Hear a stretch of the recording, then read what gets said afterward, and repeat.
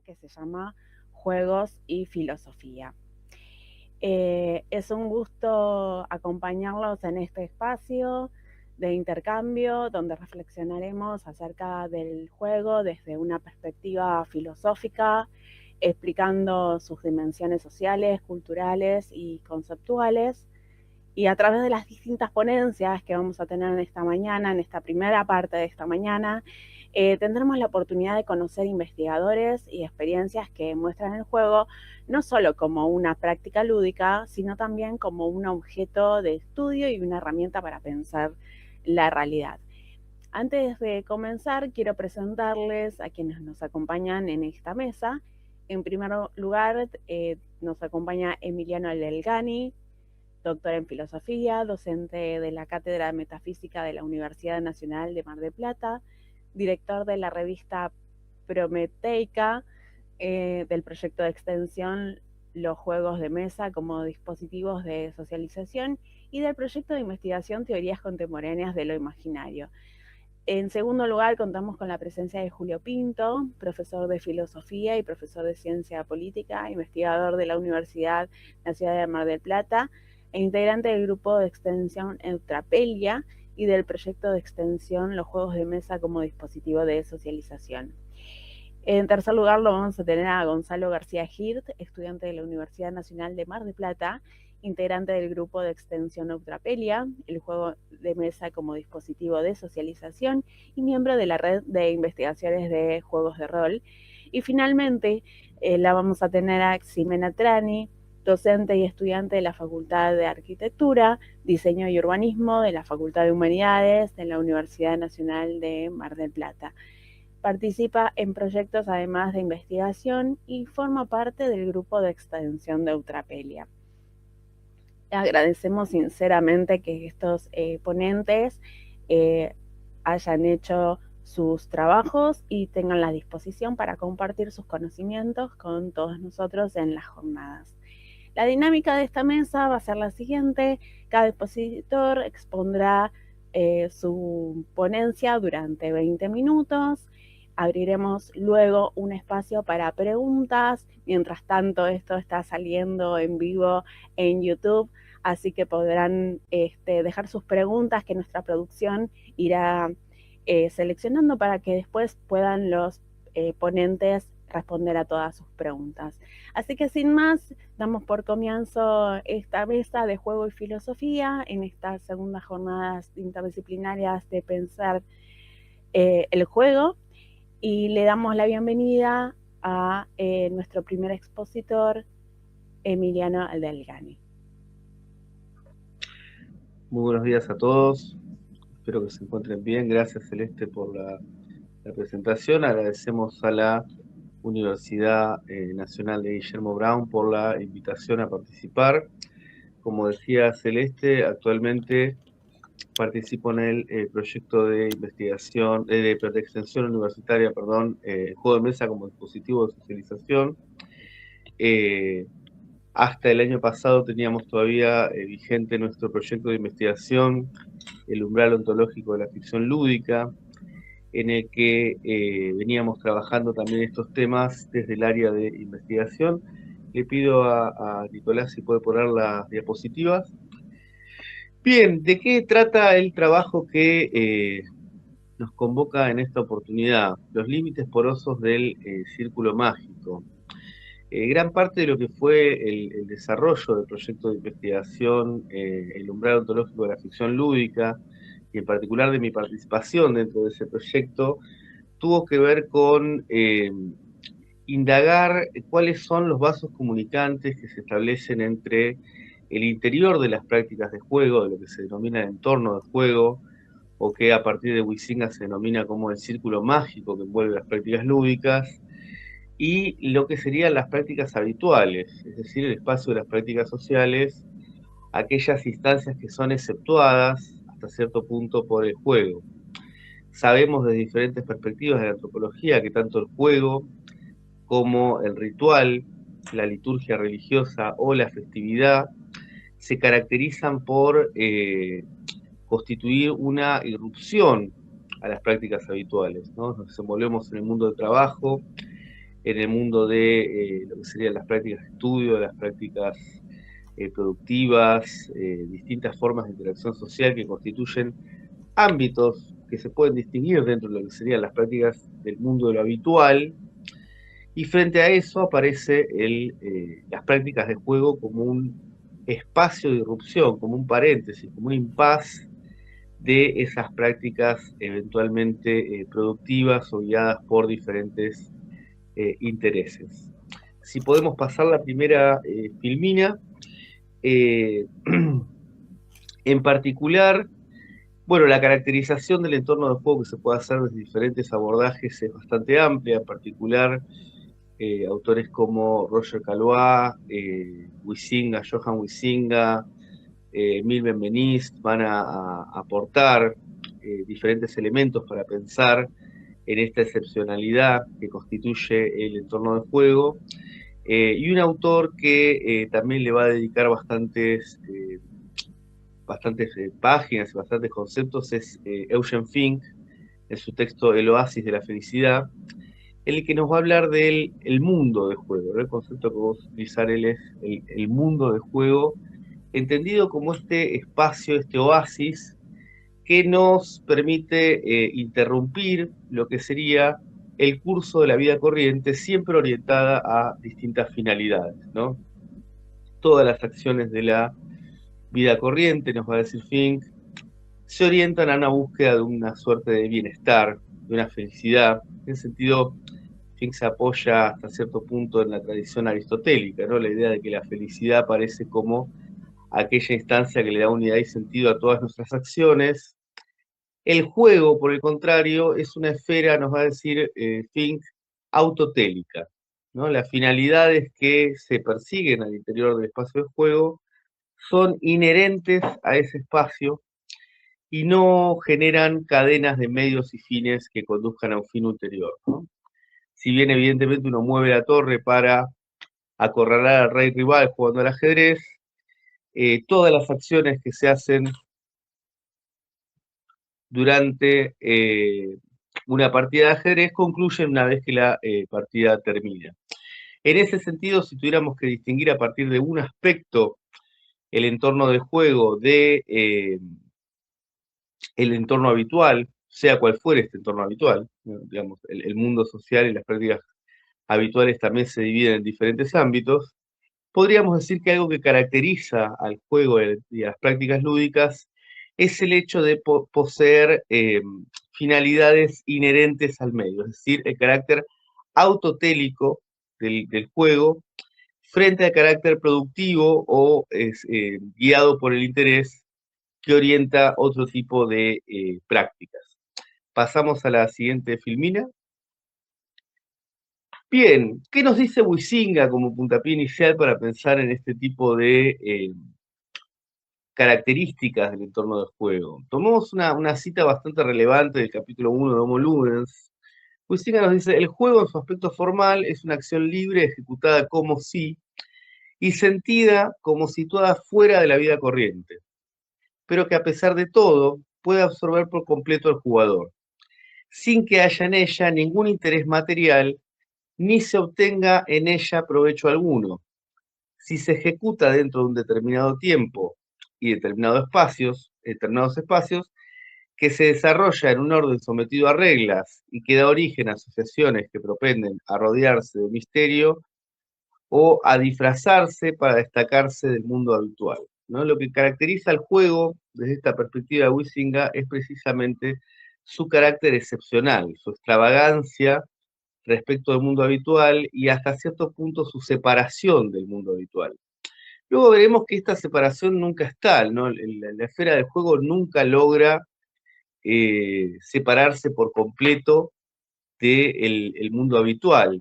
Retomando la expresión de Xavier Ruiz Collantes, un semiólogo de Barcelona, él plantea que justamente el entorno de juego, el mundo de juego, es un mundo que posee una estructura, si se quiere, de carácter parasitario respecto del mundo real, ¿no? Se diferencia del mundo real, se aleja del mundo real, exceptúa el mundo real, pero finalmente se inscribe dentro de un conjunto de prácticas, ¿no? O sea, se inscribe dentro de lo que serían las prácticas habituales. Saltamos a la siguiente filmina para recuperar un poco cómo se plantea esta separación del juego en pensadores como Roger Caillois.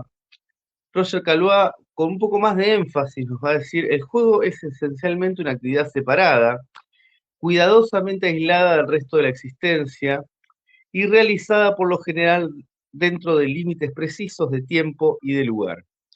Hay un espacio de juego, según los casos, la rayuela, el tablero de ajedrez, el tablero de damas, el estadio, la pista, la liza. La liza es el lugar donde se corrían los juegos de justas. El ring, la escena, la arena, etc. Nada de lo que ocurre en el exterior de la frontera ideal se toma en cuenta. Salir del recinto por error, por accidente o por necesidad, a veces descalifica, a veces da lugar a una penalización. Es decir, el juego se realiza en el interior de un espacio y un tiempo que ha sido consagrado para el juego, ¿no? Que ha sido delimitado y separado, tal como podemos encontrar en otros fenómenos, como por ejemplo el templo, por ejemplo el espacio y el tiempo de la fiesta, ¿no? Que habilita un montón de prácticas, de conductas, de modos de expresión, de modos de realización de diferentes acciones que luego solo constituyen una excepción respecto de la manera en la que nos desenvolvemos normalmente, ¿no? La fiesta con su exceso, con su ruptura de los parámetros habituales y su extravagancia respecto de las formas habituales de hacer y de representar.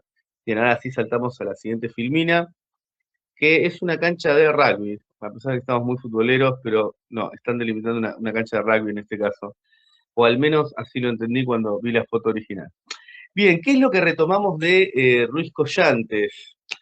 Eh, Ruiz Collantes tiene un texto que se llama Prácticas jurídicas y prácticas lúdicas, en la que él va a intentar delimitar cuáles son las características del entorno de juego para diferenciarlo del mundo habitual. Y uno de los elementos que va a plantear como siempre presentes al interior del entorno de juego, que provienen del exterior, es lo que él va a llamar el mundo condicionante, que se constituye por el campo no reglado y el extracampo.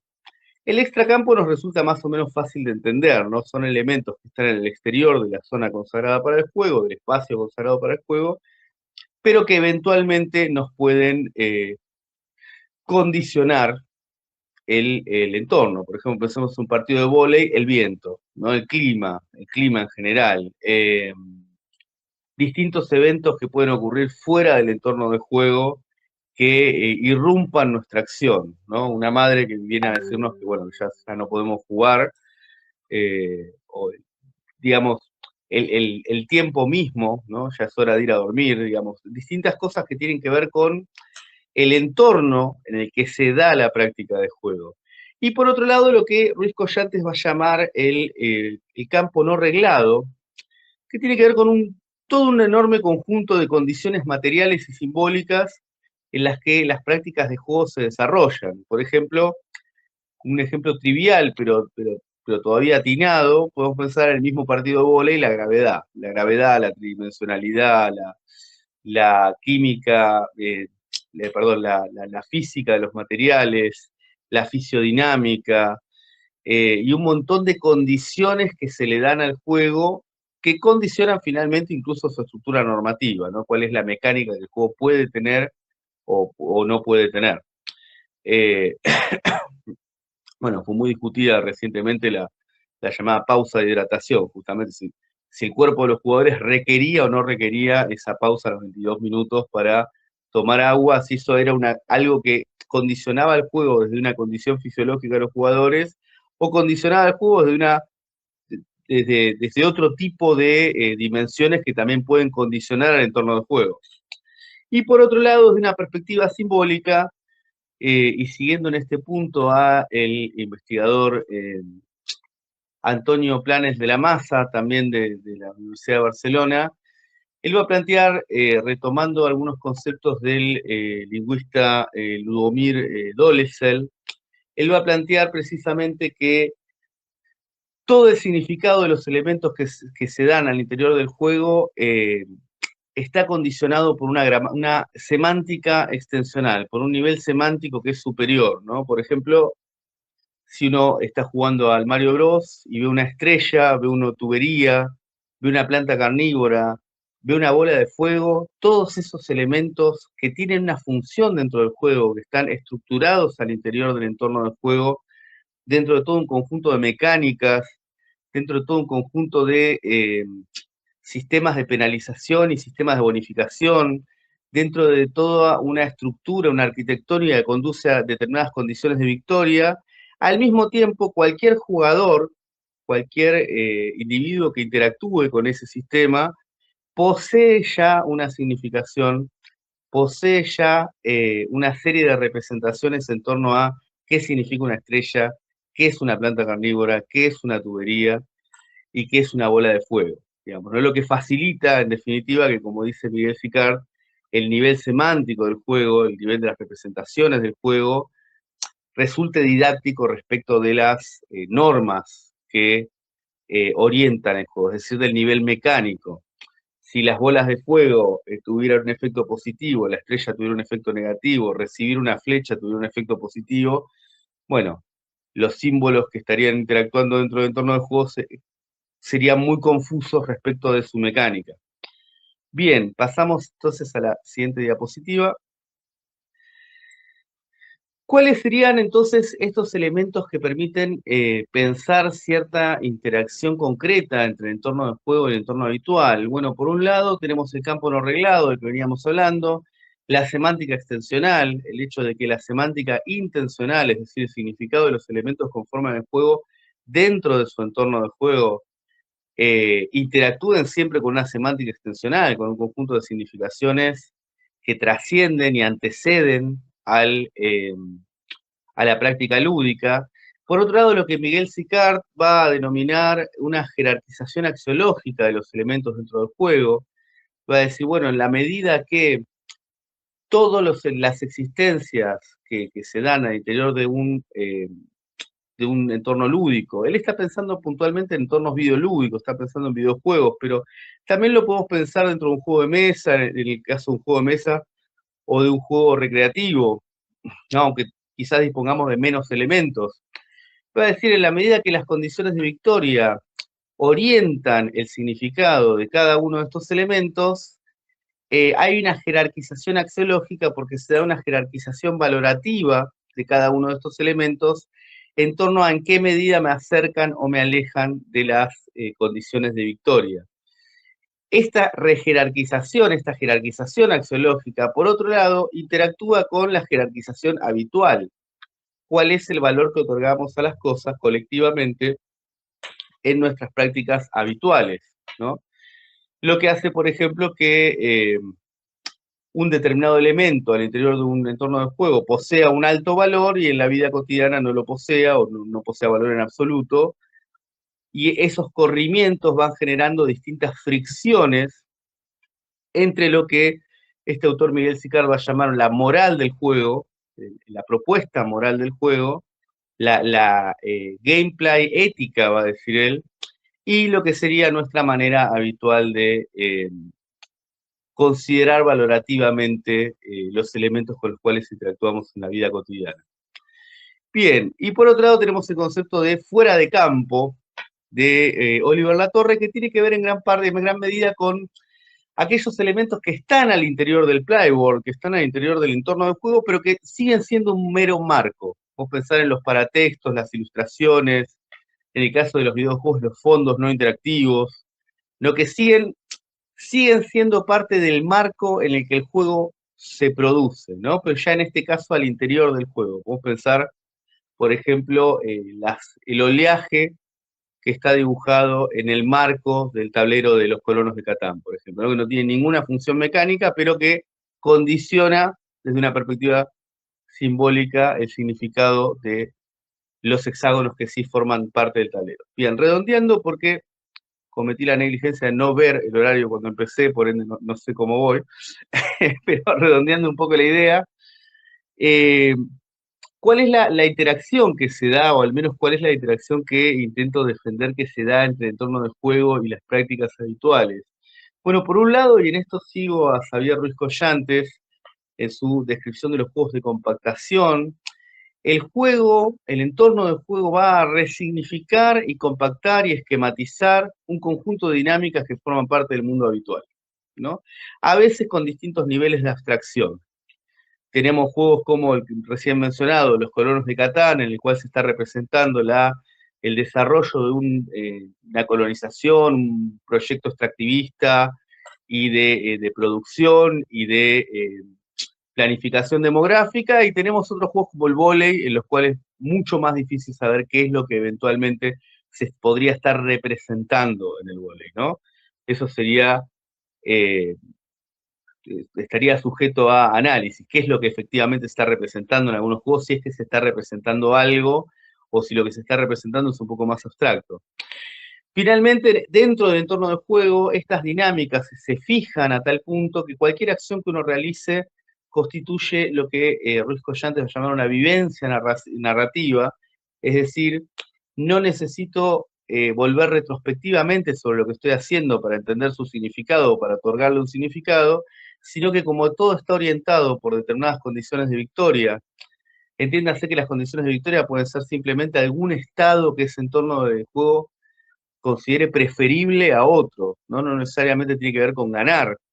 Pero esa forma de estructurar los elementos al interior del entorno del juego van a hacer que efectivamente cuando yo realizo una acción la realice ya de manera significativa, ¿no? Que el significado que le otorgo a mis acciones no sea un proceso retrospectivo, va a decir Collantes. Pasamos a la siguiente diapositiva y nos saltamos 2 diapositivas. Es lo que uno termina haciendo en estas instancias. Nos saltamos 2, ahí, volvemos acá. ¿Cuál es el retorno que se ve o que se plantea de significaciones, de formas de hacer y de representar desde el entorno del juego hacia las prácticas habituales? ¿No? Si el entorno del juego resulta parasitario respecto del mundo habitual, si el entorno del juego toma sus símbolos, sus significados, la dinámica esquemática de sus prácticas del mundo habitual, ¿qué es lo que retorna de ese entorno del juego a las prácticas habituales?